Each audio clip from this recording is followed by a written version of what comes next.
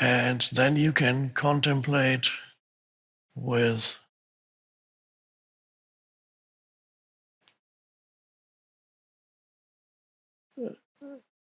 detachment what time is doing to your body. Okay? Because your sense of identity is no longer derived from body, who you are. Obviously, that's sometimes a difficult step to take to go deeper beyond. There are some people who have a particularly body that is more beautiful or more well developed than normal bodies. Normal bodies are kind of, not sure. And then there are other bodies that are definitely not great. You can't, but people to still identify, it makes them unhappy. For many years, I had body identification too, but not in a proud way. It made me unhappy because it was much less good looking than most other bodies actually. And so if you have body identification, it can create pride and enhance your ego. Well, any identification enhances your ego, even a negative one. So I had negative body identification, made me unhappy for quite a few years. And that's also ego. The ego, the negative side of ego. Egos are not always happy egos. Many egos are miserable egos, just as strong as the happy ones that say, I'm the greatest. And then the other ego, I'm the most miserable, just as strong as the other. So ego is not just me, look at me. Also ego is, oh no, why is all these horrible things always happening to me? I feel so miserable. I'm not. It's all still ego. It's the narratives. So anyway, I had ego identification, but I could see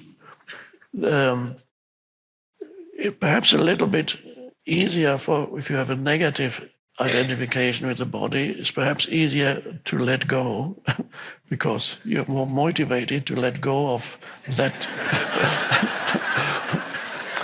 But if you have a positive body identification,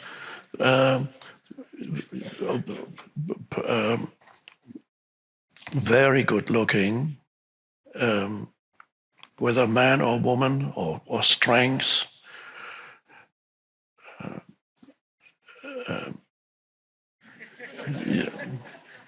if you look like Arnold in his younger years, how can you not identify with your body if your body looks just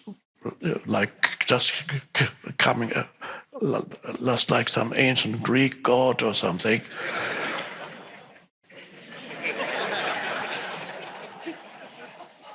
And so, or you're very beautiful, and every time you look in the mirror, you see how beautiful you are, and these days you continuously post images of yourself into the world. Look at me, look at me, look at me. And you have thousands of people who love you. They send love signs.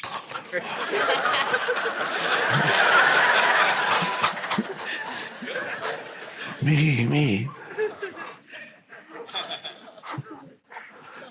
And so many people have their strongest identification is with body, and the rest, the psychological entities, come secondary. That's also ego, of course, but psychological entity, whatever they are on the level of their personality, becomes secondary, or what they have achieved becomes even secondary.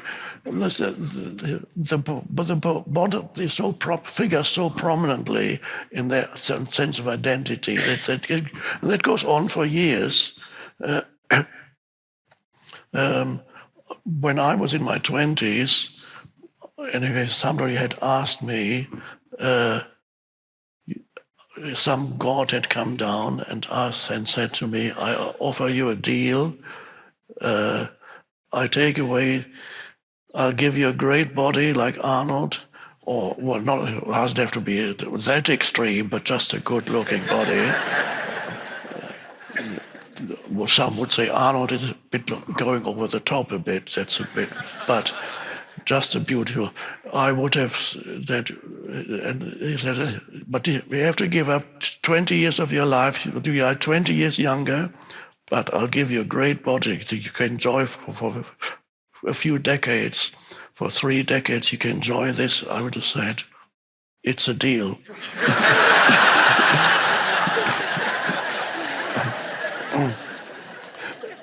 And I would be dead now. I wouldn't be here. I would have enjoyed perhaps ego satisfaction during those years and sensory satisfaction through countless physical encounters with women. And would have exhausted myself and would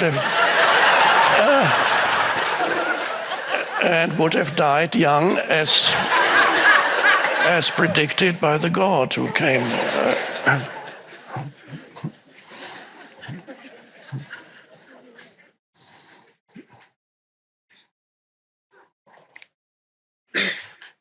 We were walking, or I was walking on a waterfront, I believe in Sydney, Australia.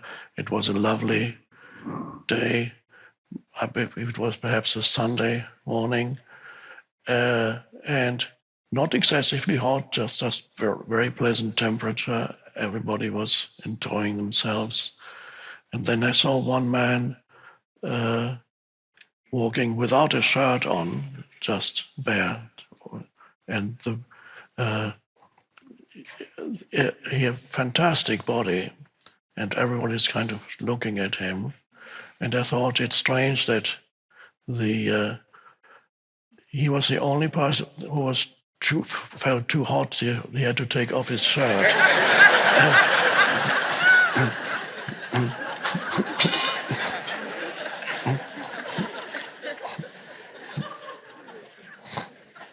Strange.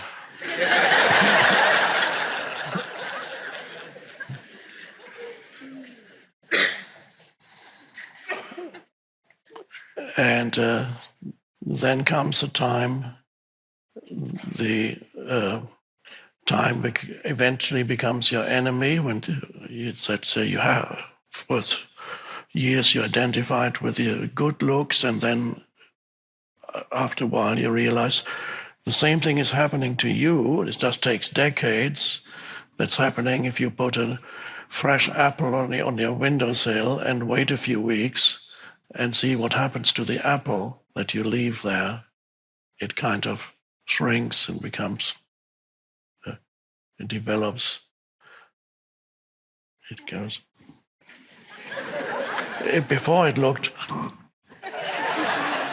after a few weeks, the apple shrinks and it's old, an old apple. It happens to all life forms, and that can become a source of great suffering.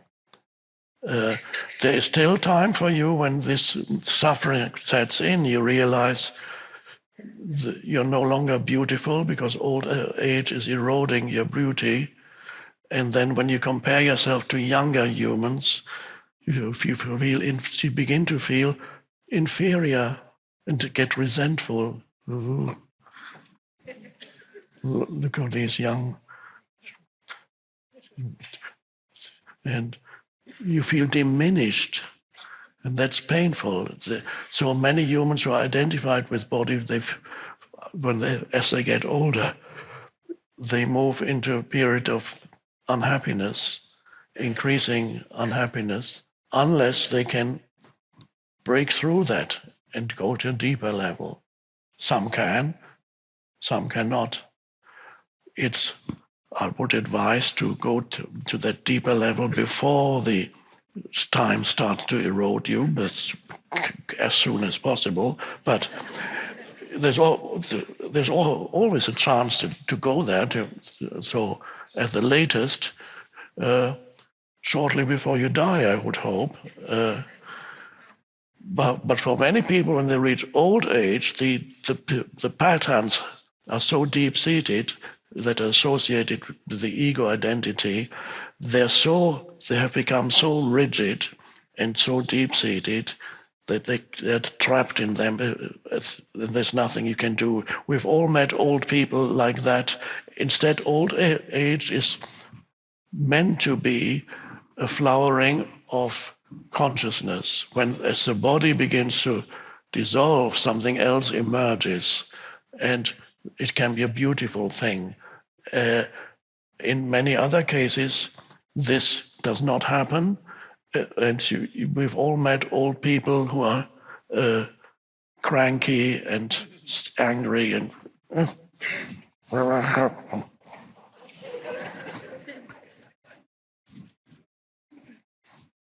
your grandfather perhaps, or you're still in all that spiritual nonsense. Are you still doing that? Like it's all rubbish, obviously. You know, I know it all. I've seen it all, and I have an opinion about everything. I know everything, and it's all all dreadful. They're all idiots, all of them.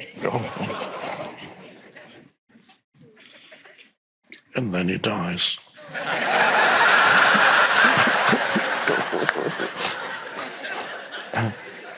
My God.